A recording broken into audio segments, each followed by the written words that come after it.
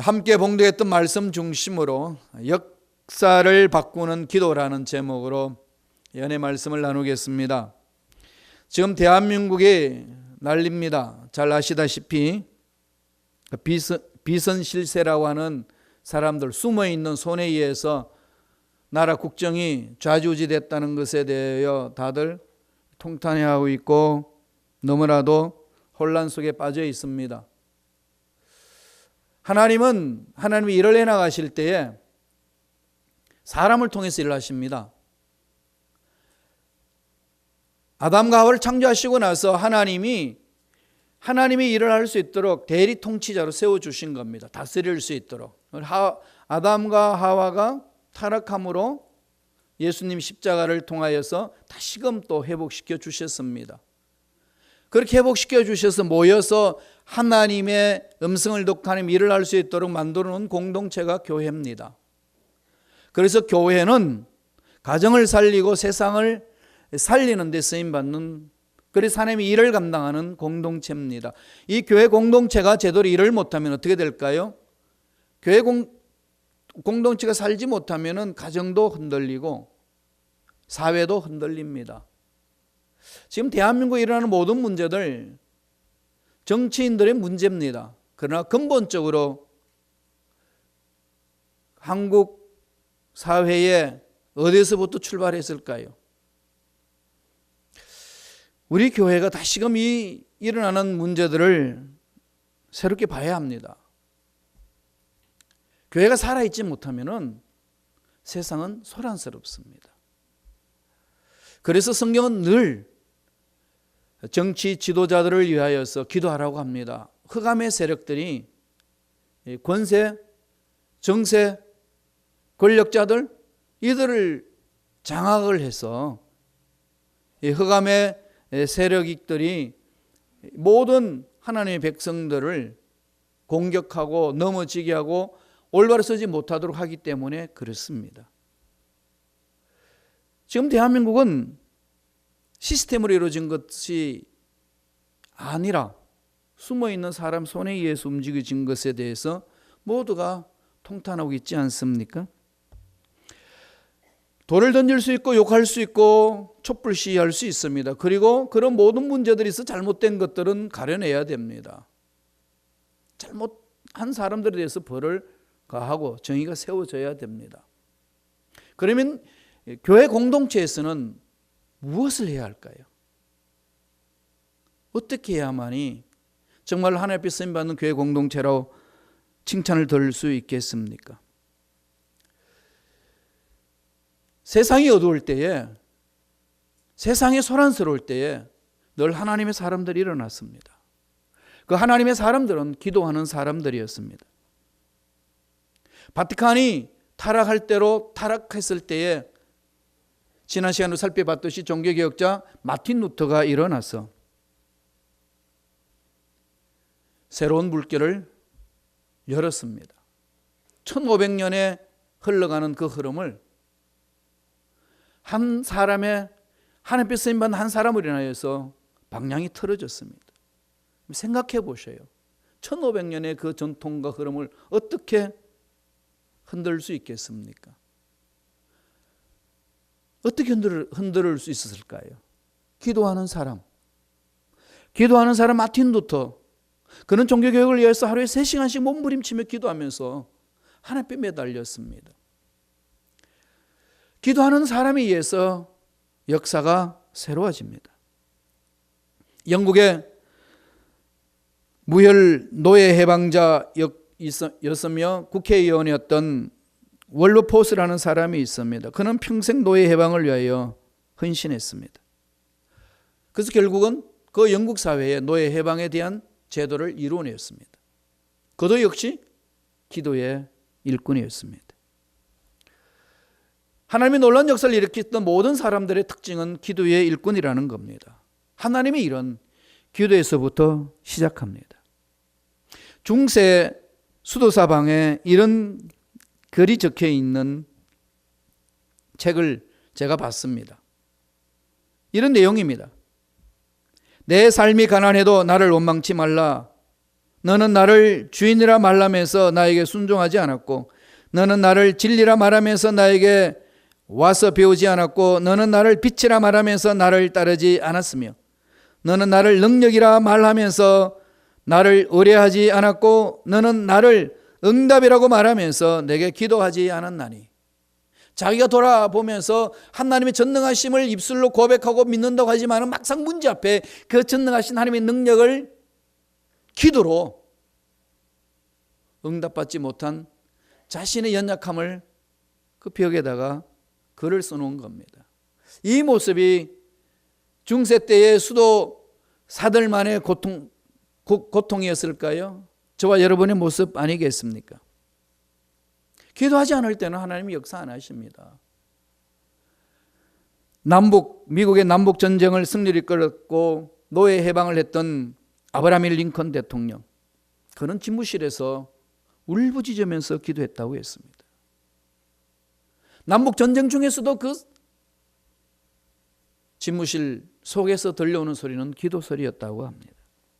모여서 기도하고 참모들에게 기도를 할 수 있도록 구하고 본인도 간절히 기도하면서 그렇게 하나님이 기뻐하시는 일을 행할 수 있도록 노력했다고 기록되어 있습니다. 영국 수상 윈스턴 처칠은 전쟁 해고력이라는 책 속에 이런 말이 있습니다. 1940년 9월 15일은 역사를 바꾼 기도의 날이었다고. 무슨 일이었을까요? 독일과 공중전에서 거의 패전에 가까운 영국이었는데 어느 순간 독일 비행기들이 공격하다 말고 다 자기 나라로 돌아갔다는 겁니다.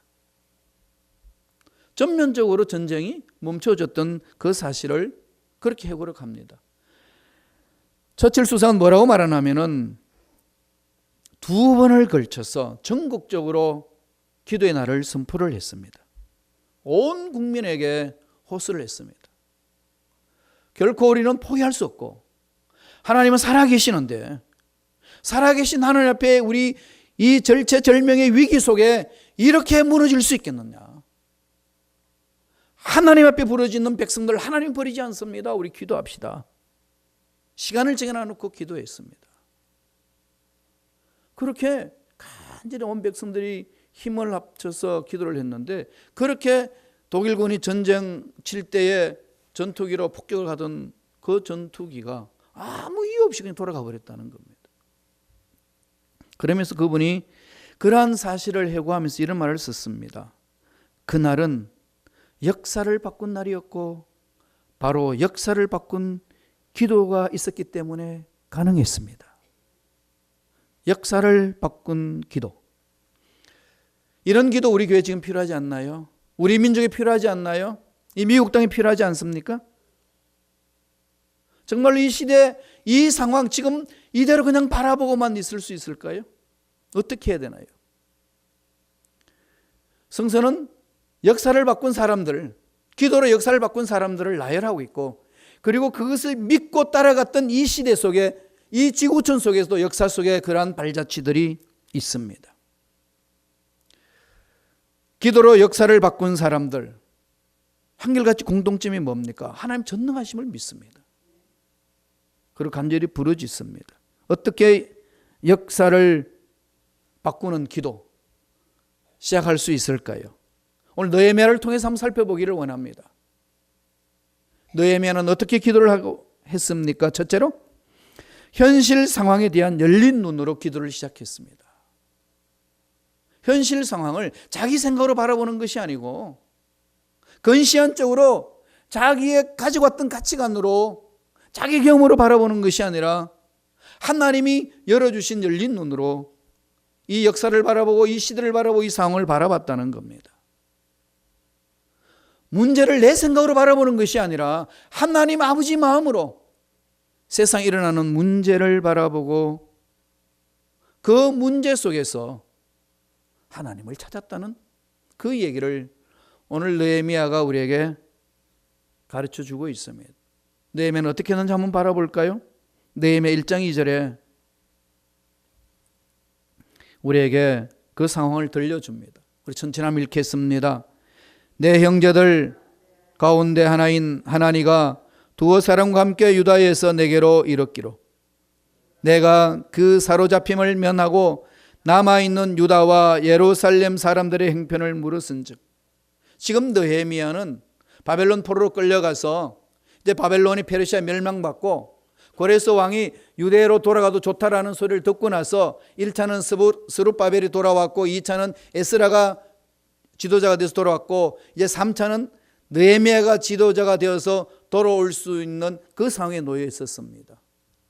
수상궁에서 페르시아 궁에서 있었습니다. 그런데 그 하나니야, 자기 형제 중 하나인 하나니야가 예루살렘에 있는 소식을 들려줍니다. 자기의 고향, 자기의 조상들이 하나님과 만났던 그 장소, 어떤 일이 일어났는지를 가르쳐 줍니다. 지금 우리가 살고 있는 이 미국 땅에서 우리는 사람들을 통해서가 아니라 이미 이 현대 문명을 통해서 우리 민족이 지금 어떤 상황에 있는지를 다 듣고 있습니다. 이런 상황 속에 여러분 어떤 마음을 품고 하나님의 전능하심을 믿는 저와 여러분 어떠한 마음으로 그 민족 속에 들려오는 소식을 느끼고 있습니까? 파악하고 있나요? 반응하고 계시나요? 예루살렘 행편을 들었습니다. 난리가 났습니다. 어떻게 난리 나는지를 볼까요? 1장 3절입니다. 느헤미야 1장 3절 다 같이 다시 한번 천천히 읽습니다. 그들이 내게 이르되 사로잡힘을 면하고 남아있는 자들이 그 지방 거기에서 큰 환난을 당하고 능력을 받으며 예루살렘 성은 허물어지고 성문들은 불탔다는지라. 초토가 되어가고 있습니다. 이방인들이 들어와서 하나님을 섬기는 그 성전을 더럽히고 있습니다. 위기 속이 아니겠습니까? 이스라엘 백성들은 하나님과 만남 자리, 그 자리가 거룩하게 지켜져야 됩니다.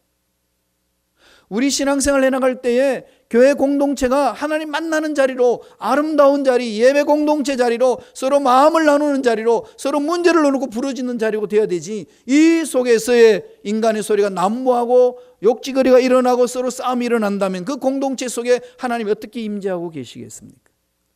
하나님이 하시고자 하는 그 일들을 어떻게 일구어내겠습니까? 그런 상황과 동일하다는 겁니다. 이런 상황이 있을 때에 지금 우리 민족들은 지금 어려운 상황 속에 있습니다. 이럴 수가 있느냐고 고통해하고 있습니다. 그런데 아이러니하게도요, 대한민국에는 전 세계에서 가장 큰 교회가 있습니다. 10대 교회 중에 5개 정도가 대한민국에 있습니다. 우리는 그걸 큰 자랑거리로 생각하고 살아왔습니다. 그런데 지금 우리 민족이 방황하고 있습니다. 여러분 어떻게 해야 될까요? 그런 소리를 들을 때 어떻게 해야 됩니까? 분노가 일어나죠. 욕하고 싶은 마음이 막 생기죠. 정말로 어떻게 하고 싶은 그런 마음이 막 일어나지 않습니까? 자, 느헤미야는 어떻게 했는지 한번 보겠습니다. 그러면서 우리가 마음을 추스려야 됩니다. 우리가 해야 될 일을 정신 차리고 해야 됩니다. 어떤 사람의 생각으로 끌려다녀서도 안 되고 어떤 사람이 말하는 것에 대해서 그렇게 지원하면서 달려가서도 안 됩니다. 하나님 아버지께서 뭘 원하시는지 정말 정신 차려서 가야 합니다. 느헤미야 1장 4절을 보겠습니다. 느헤미야는 그 소식을 듣자마자 이런 반응을 합니다. 다 같이 한 목소리 읽겠습니다. 내가 이 말을 듣고 앉아서 울고 수일 동안 슬퍼하며 하늘의 하나님 앞에 금식하며 기도하여. 조국의 현실을 듣고는 느헤미야가 가슴을 찢으며 마음을 찢으며 울며 슬퍼하며 부르짖습니다. 그것도 그냥 부르짖는 것이 아니라 금식하면서 하나님, 우리 민족 어디로 가야 됩니까? 우리 민족 살려 주옵소서. 그 부르짖음이에요. 저도 일어나는 한국에 지금 일어나고 있는 그 상황을 바라보면서 비록 미국에 와 있지만은 분노가 너무 일어나는 겁니다. 여러 분야의 분노가 일어납니다. 우리 교회들은 뭘 했던가? 우리 주의 종들은 뭘 했던가? 하나님의 위대하심을 믿는 우리들이 그 위대하심이 그 열매로 나타나서 전 세계 가장 큰 교회가 있고 수많은 교회들 중에 자랑할 만한 교회들이 이 대한민국 땅 서울 한복판에 있는데 우린 뭘 했던가? 이런 분노가 일어나는데 그 속에 잔잔히 제가 기도할 때에 성령께서 제 마음을 두드리는 것은 김 목사, 네 분노 속에 얼마나 조국을 위하여 기도한 적이 있었던가? 얼마나 교회 공동체를 위해서 몸부림치며 기도하고 있었으며 얼마나 정부를 위해서 기도하고 있었던가? 그런 책망의 소리가 제 마음을 두들겼습니다. 물론 죄를 범한 사람은 그 죄에 대해서 벌을 받아야 됩니다. 그건 사법부가 잘 정리할 겁니다. 그러면 우리들은 어떻게 될까요? 사법부를 위하여 열심히 기도해 줘야 됩니다. 정신 차리고 잘못된 사람을 잘 구분해서 정의가 우뚝 설 수 있는 나라가 될 수 있도록. 패거리로 몰려다녀서 국민들을 속이고 나라를 엉망으로 만들어가는 그런 일들이 일어나지 않도록. 저와 여러분은 비록 몸은 떨어져 있지만 우리 믿음으로 부르짖을 수 있습니다. 느헤미야는 그렇게 부르짖었습니다. 민족을 살려달라고. 이게 하나님의 사랑을 체험한 자의 삶이 아니겠습니까? 우리가 눈을 열지 않으면 기도한다 할지라도 그저 나 하나 문제 가지고 몸부림칩니다. 나 하나 잘 먹고 잘 살고 내 앞길을 열려주고 그러면 끝난 것처럼. 이게 하나님의 백성들의 삶이겠습니까? 성경은 아닙니다. 그건 백성들의 삶이 아니라고 그럽니다. 너 하나 잘 먹고 잘 살기 위해서 몸부림치고 금식하고 그렇게 신앙생활을 하는 것이 아니라고 성서는 우리에게 가르쳐 줍니다. 우리는 하나님의 말씀에 따라서 우리의 민족을 가슴에 품어야 되고 우리가 살고 있는 이 미국 땅에 이 모든 일들을 가슴에 품고 기도해야 된다라고 성서는 가르쳐 줍니다. 눈을 열으셔야 됩니다. 시대를 바꾸고 시대의 흐름을 하나님께 빠시는 걸로 만들어가기 위해서 독생자 예수도 아끼지 않으시고 내어주시고 살려주신 하나님의 놀라운 사랑을 체험한 저와 여러분들이 지금 이 순간에 해야 될 일이 뭐겠습니까? 눈을 열어서 민족을 새롭게 바라봐야 되고 눈을 열어서 미국 땅을 새롭게 보셔야 됩니다. 나 하나 잘 먹고 잘 살도록 그렇게 살려주신 것 아니라는 겁니다. 물론 내가 살아야 됩니다. 그러나 더불어 살라고, 함께 살라고, 서로 뭉쳐서 살라고, 또 그렇게 해야만이 살 수 있기 때문에 하나님은 우리에게 그 말씀을 주고 있습니다. 눈을 열어서 다시 한번 보십시오. 자녀들이 지금 어디에 있는지, 눈을 열어서 지금 미국 땅이 어떤 상황에 있는지, 이민 생활 속에 찢겨진 가슴을 아파하는 이웃들은 지금 어디에서 무엇을 하고 있는지, 우리 교회 공동체 상황들이 지금 어떤 상황 속에 있는지, 담임 목사는 무엇을 위해서 가슴을 찢고 몸부림치며 기도하고 있는지, 여러분 마음을 열어서 한번 좀 열을 갖고 한번 살펴보십시오. 지금 한국 상황은 지금 어떤 상황 때문에 저렇게 곤두박질하고 있는지 정말로 우리는 깨어서 기도하면서 올바르게 봐야 됩니다. 대한민국 남북이 나눠져 있기 때문에 정치인들이 얼마나 이 남북의 이념을 이용하는지 모릅니다. 백성들은 자꾸 끌려다니는 거예요. 하나님 그렇게 되기를 원치 않습니다. 우리는 하나님 앞에 올바로 서서 하나님이 나를 통해서 하실 일이 무엇인지 열린 눈으로 보라는 겁니다. 그렇게 부르짖으셔야 됩니다. 우리 조국의 현실, 우리가 살고 있는 미국 땅의 현실, 하나님이 인도하시는 열린 눈으로 바라보면서 부르짖는 저와 여러분 되시길 간절히 축원합니다. 역사의 바꿈은 그렇게 시작하는 겁니다. 역사를 바꿀 수 있는 그런 기도는 그렇게 시작하는 겁니다. 내 생각, 내 방법, 내 가치관, 나의 경험, 내 울타리 여기에 머물러 있어서는 하나님이 기뻐하시는 그 일을 감당해낼 수가 없습니다. 두 번째, 역사를 바꾸는 기도를 하려면 어떻게 기도해야 될까요? 분명해야 됩니다. 역사의 주인은 하나님이라는 사실. 하나님이 역사의 수레바퀴를 돌리십니다. 우리의 태어남, 우리의 죽음 다 하나님 손 안에 있습니다. 한나라의 흥망생쇠 다 하나님 손 안에 있습니다. 하나님이 역사 수레바퀴를 돌립니다. 흔들리지 마세요. 하나님이 내 인생의 역사의 주인이시오, 이 나라의 역사의 주인이시요 우리 민족의 역사의 주인이십니다. 이 고백이 내 속에 자리 잡아야 됩니다. 하나님이 역사의 주인이시다. 하나님이 역사의 주인이심을 확신히 믿을 때에 하나님 이 역사를 만져주시고 이 공동체를 만져주시고 이 민족을 만져주시고 갈 길을 열어 주옵소서 부르짖을 수가 있습니다. 미국 대통령 선출 화요일날이 있습니다. 시민권자 여러분, 아니 믿는 저와 여러분, 제일 먼저 뭘 해야 됩니까? 하나님 분별의 영을 주셔서 책임을 완수할 수 있도록 인도해 달라고. 시간 없으니까 바쁘니까 나는 상관없어 이렇게 던지지 마세요. 하나님이 주신 그 고난을 이 땅에서 책임 있게 해야 됩니다. 하나님 분별력을 달라고. 그래서 우리가 살고 있는 이 미국 땅이 새로워지는 역사가 일어날 수 있도록 기도하셔야 됩니다.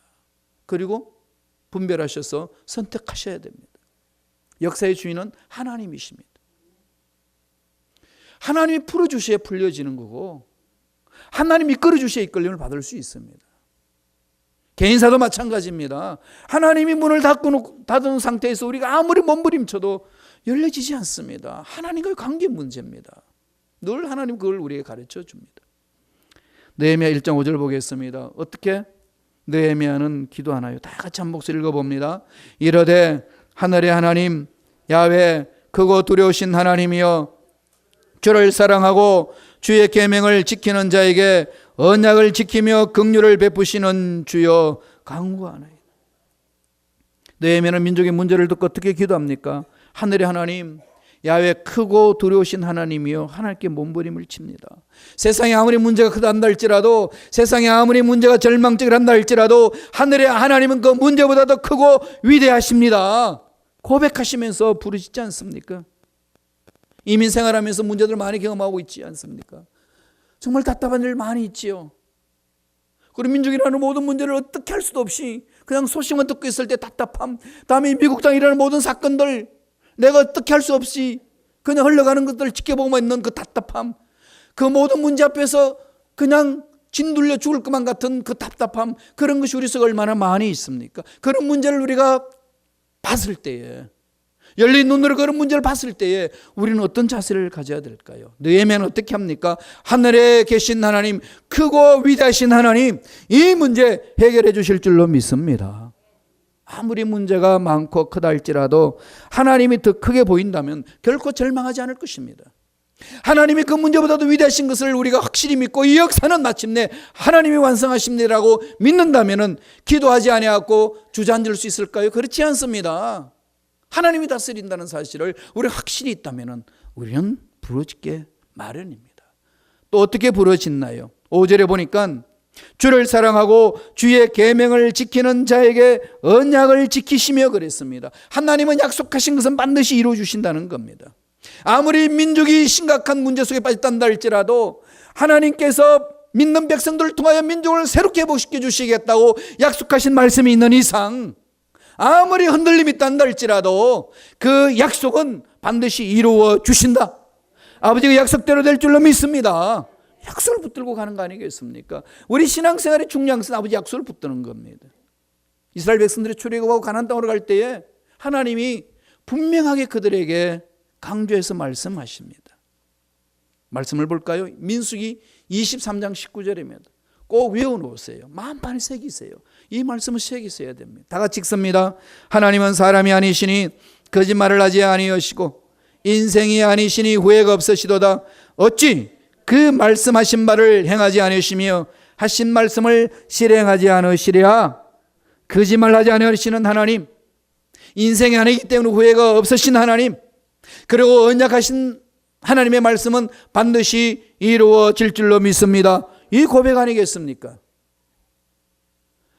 개인 신앙생활도 가정에도 자녀들에게도 앞날에도 순간순간 과정 속에서 넘어지고 엎어지고 원치 않는 일들이 일어나서 나를 절망으로 끌고 가는 것처럼 느껴질는지 몰라도 하나님의 약속을 믿는 백성들 하나님 버리지 않습니다. 하나님이 붙들어 주십니다.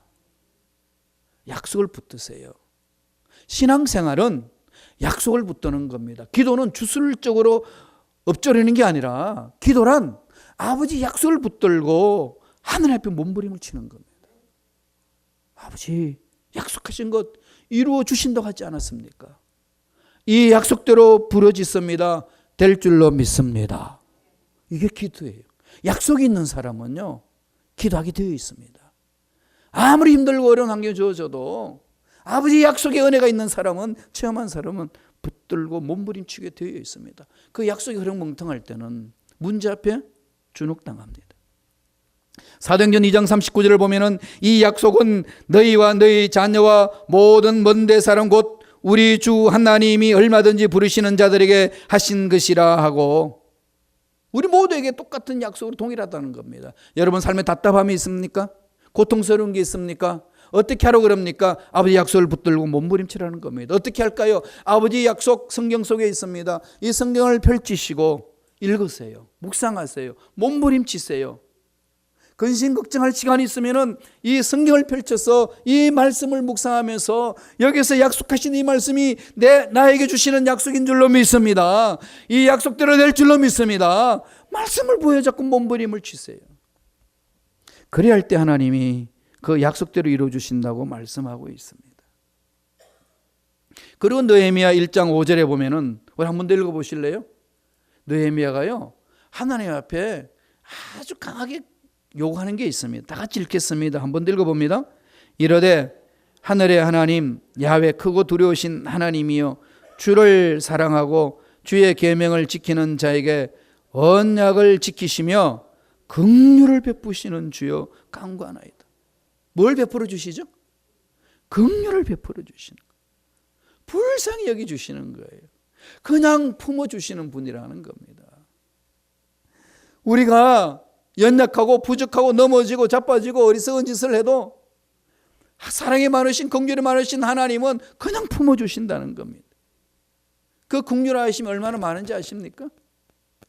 예레미야가 3장 22절에 보면은 야훼의 인자와 긍휼이 무궁하심으로 우리가 진멸되지 아니함이니이다.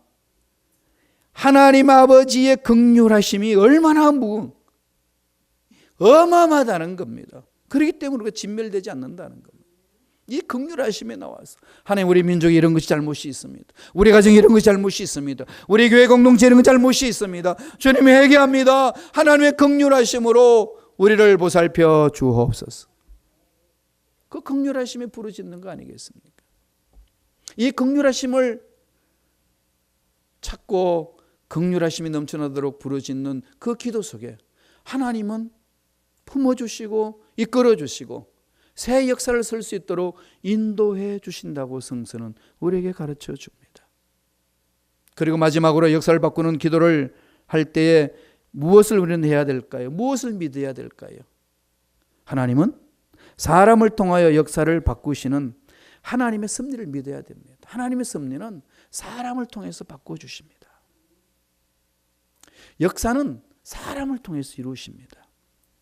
위기당할 때에, 어려움이 있을 때에 사람을 움직입니다. 어떻게 우리가 사람을 움직일 수 있을까요? 우리가 기도할 때예요.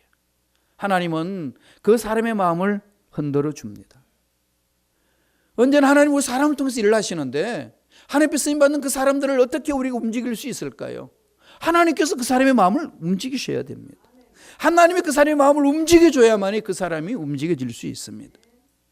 그렇게 했더니 느헤미야가 하나님의 그 능력을 의지하고 약속을 부여잡고 긍휼하심을 위하여 금식함에 부르짖었더니 하나님께서 그 느헤미야를 품어주셔서 하나님이 기뻐하시는 그 일을 할 수 있도록 인도해 주십니다.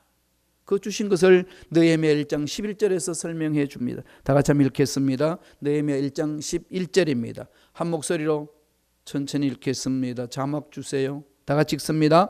주여 구하오니 귀를 기울이사 종의 기도와 주의 이름을 경외하기를 기뻐하는 종들의 기도를 들으시고 오늘 종이 형통하여 이 사람들 앞에서 은혜를 입게 하옵소서 하였더니 그때 내가 왕의 술관원이 되었느니라. 왕의 술관원이 되었다는 것은 그 당시에 왕 옆에서 그 모든 것들을 독이 들어있는지 없는지를 다 보필하는 사람입니다. 오늘 말하면 누굴까요? 대통령 비서실에 있는 사람. 예. 백악관이나 청와대 비서실에 있는 사람, 비서실장을 말합니다. 유대인이 그 페르시아의 나라에 오늘날 이란 아닙니까? 그 나라에 왕의 대통령 비서실장으로 있습니다. 민족의 어름당한 것들을 풀어낼 수 있는 길을 하나님께서 그를 이끌어 주십니다. 하나님께서 그 일을 할 수 있도록 어떻게 아닥사스다 왕을 감동감화시키는 줄 압니까? 아닥사스다 왕을 뒤흔들어 놓아서 느헤미야 마음에 어떤 마음이 있는지, 무엇을 고민하고 있는지 그걸 꿰뚫어 보게 만듭니다. 그 말씀이 2장에 있어요. 느헤미야 2장 2절에 보면은 왕이 내게 이르시되 내가 병이 없거늘 어찌하여 얼굴에 수심이 있느냐 이는 필은 내 마음에 근심이 있음이로다 하더라. 그때 내가 크게 두려워요. 아무 말도 하지 않습니다. 아닥사스다 왕에게 자기 민족의 예루살렘 성전이 파괴됐다는 사실을 알려주지 않습니다. 그냥 기도합니다. 하나님 긍휼하게 달라고 부르짖습니다. 그랬더니 그 아닥사스다 왕이 너의 마음을 꿰뚫어 봅니다. 너 문제 있구나. 너 무슨 일이 있느냐. 묻습니다. 그럴 때에 느헤미야가 그 왕에게 다 이야기를 해줍니다. 그랬더니 느헤미야 2장 4절입니다. 다 같이 한번 읽어볼까요? 느헤미야 2장 4절 다 같이 우리 한 목소리로 천천히 합독하시겠습니다. 왕이 내게 이르시되 그러면 내가 무엇을 원하느냐 하시기로 내가 곧 하늘의 하나님께 목도하고. 도와주기 위하여 감동받은 왕이 느헤미야 하는 모든 일을 도와주기 위하여 안달이 났습니다. 하나님의 역사는 이렇게 일어나는 거죠. 그럼에도 불구하고 느헤미야는 그 사람한테 요청하지 않습니다. 뭐라고 그럽니까? 내가 곧 하나님께 묵도하고. 네가 무엇을 하기를 내가 무엇을 해주면 좋겠냐? 이거 주십시오 저거 주십시오가 아니라 하나님께 부르짖습니다.